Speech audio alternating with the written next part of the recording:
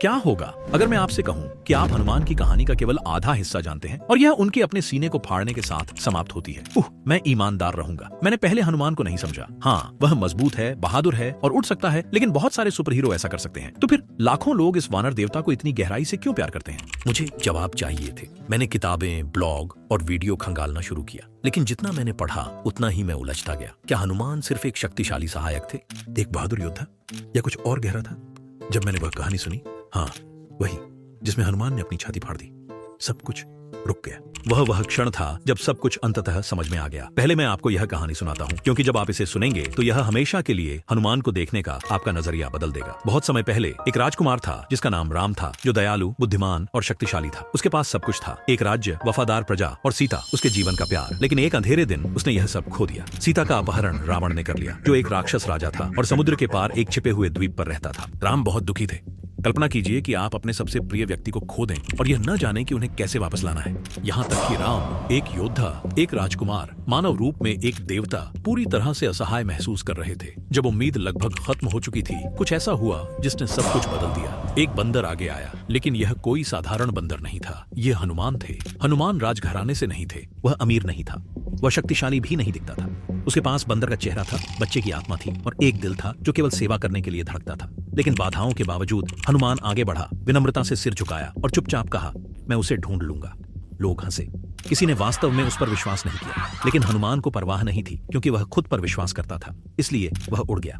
वह महासागरों को पार कर गया। उसने भयानक राक्षसों से लड़ाई की, उसने शहरों को जला दिया और उस सारी संघर्ष के बाद उसने अंततः सीता को पाया, अकेली, फंसी हुई और राक्षसों द्वारा पहरेदारी की जा रही थी। लेकिन फिर उसने कुछ अजीब किया। अब ज्यादातर नायक उसे वहीं बचा लेते, लेकिन हनुमान ने ऐसा नहीं किया। इसके बजाय उन्होंने कुछ चौंकाने वाला किया। उन्होंने उसे राम की एक छोटी अंगूठी दी और फुसफुसाए, धैर्य रखो, राम तुम्हें लेने आ रहे हैं। मैं सोच रहा था, उन्होंने उसे तुरंत क्यों नहीं बचाया? क्योंकि हनुमान कुछ ऐसा जानते थे जो ज्यादातर लोग कभी नहीं समझते।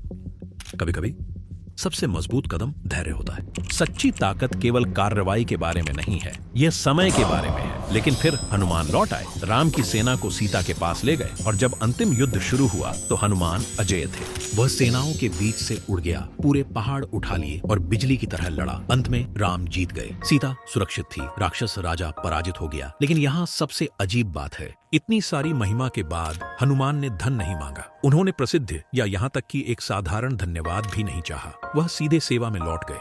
फर्श साफ करने, पानी लाने, काम करने जैसे कुछ भी नहीं बदला था। लोग इसे समझ नहीं पाए। उसकी पीठ पीछे वे फुसफुसाते, उसके साथ क्या गलत है? एक दिन किसी ने उसे खुलेआम मजाक उड़ाया, तुम हमेशा कहते हो कि राम तुम्हारे दिल में रहते हैं।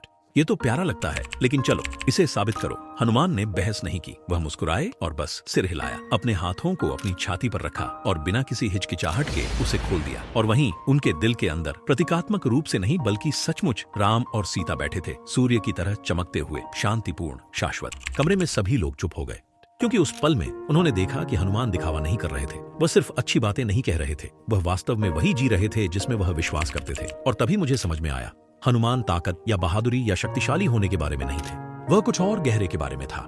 वह प्रामाणिकता के बारे में था, एक ऐसा दिल रखने के बारे में जो इतना सच्चा, इतना वास्तविक हो कि जब दुनिया तुम्हारी परीक्षा ले तो तुम्हें एक शब्द भी कहने की जरूरत न पड़े। मनोवैज्ञानिक इसे आपकी मूल पहचान कहते हैं। यह वह आंतरिक सत्य है जो आपके चारों ओर कुछ भी होने पर भी अडिग रहता है। आजकल लोग असली होने का नाटक करते हैं। वे वफादारी, प्यार और समर्पण के बारे में उद्धरण पोस्ट करते हैं जैसे कि वही उनकी पहचान हो। लेकिन यह सब लाइक्स के लिए होता है। लेकिन बंद दरवाजों के पीछे वे पूरी तरह से अलग होते हैं। हनुमान हमें इसके विपरीत सिखाते हैं। उन्होंने दिखावा नहीं किया, उन्होंने बात नहीं की, उन्होंने बस इसे जिया। इसलिए जब उनकी परीक्षा हुई तो उन्होंने दुनिया को दिखा दिया कि वह वास्तव में कौन थे। इसलिए अगर आप असली ताकत चाहते हैं तो स्वीकृति का पीछा करना बंद करें, अपनी कीमत को छतों से चिल्लाना बंद करें। इसके बजाय अपनी पहचान को किसी सच्ची और अर्थपूर्ण चीज के इर्द गिर्द इतनी गहराई से बनाएं कि जब समय आए तो आपके कार्य किसी भी शब्द से अधिक बोले।